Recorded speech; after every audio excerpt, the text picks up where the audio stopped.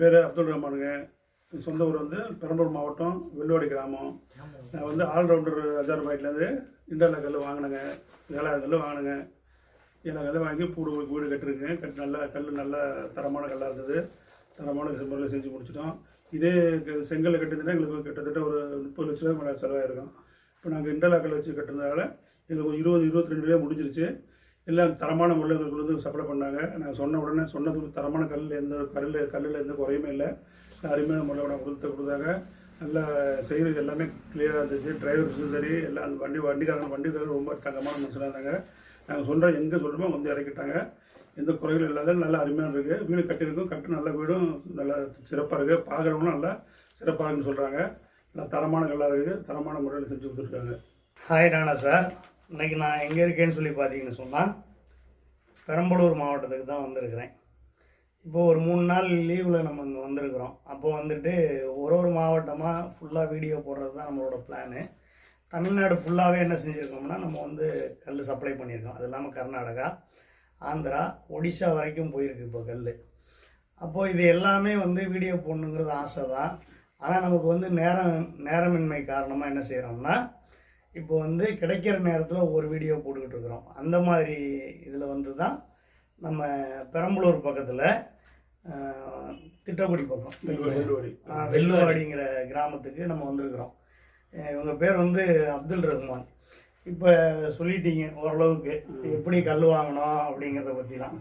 இப்போ பொதுவாக என்ன கேள்வி கேட்குறாங்கன்னு சொல்லி பார்த்தீங்கன்னா, நம்ம வந்து கல் நல்லா இருக்குது, கல் வந்து இது நிறைய வீடியோ போட்டாச்சு. ஆமாம், கீழே கமெண்ட்ல பார்த்தோம்னா என்ன கேள்வி வருது தெரியுமா?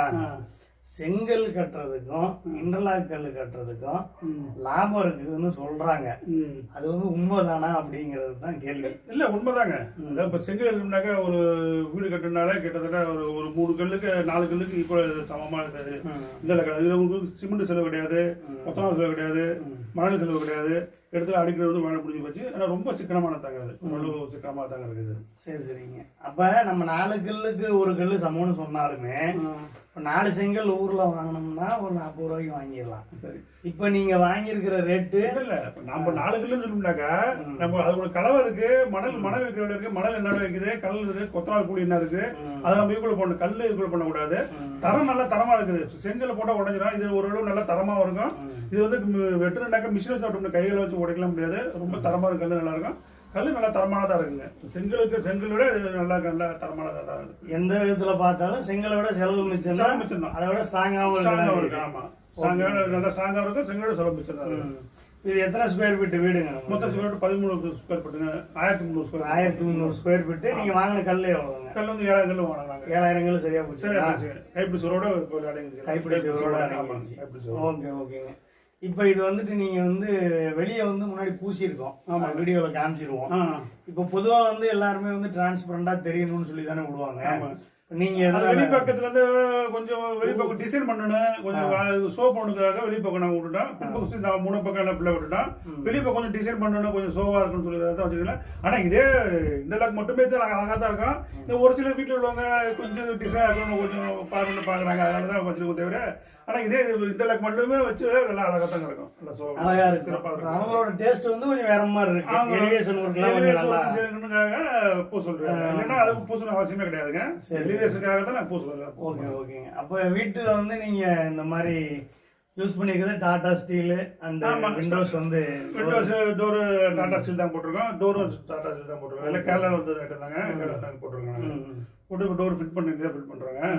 ஆனால் நல்லாவே இருக்கு, பார்க்கறதுக்கு சோபாவாக இருக்கு. இப்போ இதுக்கும் மரத்துக்கும் என்ன காரணம் இருக்கு? நீங்கள் மரத்துக்கு ஒரு 60 சைடுனால ஆசாரி கூலி செட் பண்ணுறதுக்கு கிட்டத்தட்ட வந்து ஒரு தெருவார்கள் வைக்கணும். எப்படி ஒரு 50 நேரத்துக்கு கம்மியாக வருங்க.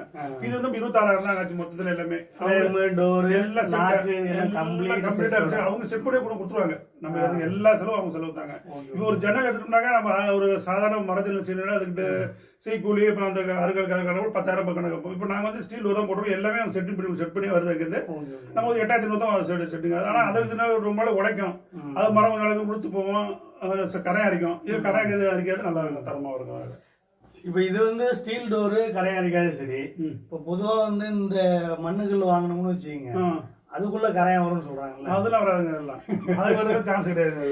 அது வந்து இப்போ என்ன செய்யறாங்கன்னா, ஒரு விஷயம் முக்கியமா இதை நம்ம பதிவு செய்யணும். என்னன்னு கேட்டீங்கன்னா, ஒரு பொருள் வந்ததுன்னா அதுக்கு முன்னாடி உள்ள பொருள் வந்து எப்பவும் பாதிப்பு வரும். ஆமாங்க. அப்போ மண் இன்டர்லாக் கல் வந்ததுக்கு அப்புறம் பாத்தீங்கன்னா சிமெண்ட் இன்டர்லாக் கல்லுக்கும் பாதிப்பு தான். ஆமாங்க. அப்ப யாராவது ஒருத்தங்க கரையா ஏறும் அதாவும் இதாகும்னு சொல்றாங்கன்னு வச்சுக்கீங்களேன், அவங்க கிட்ட நம்ம ஒரு கேள்வி கேட்கணும். எந்த வீட்டுல அவங்க கரையா ஏறுதுன்னு சொன்னாங்கன்னு வச்சுக்கோங்க, அப்போ ஒரு வீடு வந்து கரையா ஏறி இருக்கும், அந்த வீட்டை எனக்கு காமின்னு சொன்னோம்னா அவங்க பின்வாங்கிடுவாங்க. ஏன்னா ஆதாரம் இல்லாத போய் குற்றம் சொல்லிட்டாங்க. நம்ம நான் கண்ணுக்கு போற பாக்குறோம், நம்ம கல்லூரி தரத்தை பாக்குறோம், நல்ல தரமாவும் இருக்கு, நல்ல சைனிங்காவும் இருக்கு. பார்க்கும்போது தெரியுது நம்மளுக்கு கரை ஏறும். அந்த கல்லை உடைக்க முடிஞ்சு ரொம்ப சிரமம். மே பகுதியில் தட்டினா அது உடையும் தெரியாது, உள்ளுக்குள்ள உடைக்க முடியாது. இவ்வளவு சிரமப்படுத்த உடைக்கதான் இருக்கு. அவ்வளவு சீக்கிரத்துல கரை ஏறது சான்ஸ் கிடையாது. அதாவது சொல்றாங்க, அதாவது சொன்னதான் தவிர வேற இதுலாம் ஒண்ணு. Okay okay okay.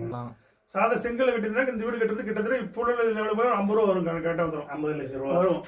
ஏன்னா நமக்கு சதுர 2 லட்சம் கணக்கு போட 40 லட்சம் பக்கம் வந்து கணக்கு வருது. இப்போ கணக்கு பார்க்க நம்ம இதுல வந்து 25 ரூபா நாங்கள் முடிஞ்சிச்சு. எல்லா வேலையும் முடிச்சிட்டாங்க. டூர் போறதுலேருந்து எல்லா வேலையும் முடிச்சிட்டாங்க.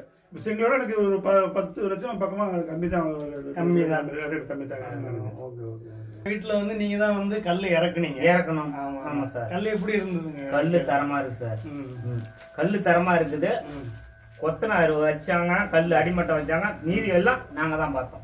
எல்லா வேலையும் நீங்களே பாத்தீங்க. ஆமா. நீங்க கொத்தனார் ஆயிட்டீங்க, அவரை ஒழிச்சு விட்டீங்க.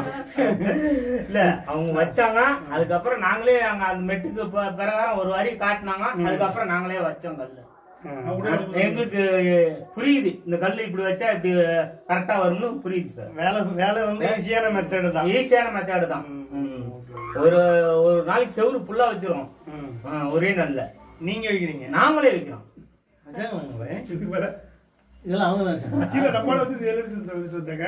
அதான் 7க்கு மேல ஆள் கூப்பிடுவாங்க. போய் கூட சொல்லிட்டு இண்டல் மட்டும் வரைக்கும் ஆளை கூப்பிட்டு செஞ்சாங்க. அதுக்கு மேல இண்டலுக்கு மேல வேலை தெரிஞ்சோடனே. இப்ப எலக்ட்ரிக்கல் காடி வெட்டுறதுல இருந்து எல்லாம் நீங்க தான். எலக்ட்ரிக் காடி. Okay okay. சரி சரி.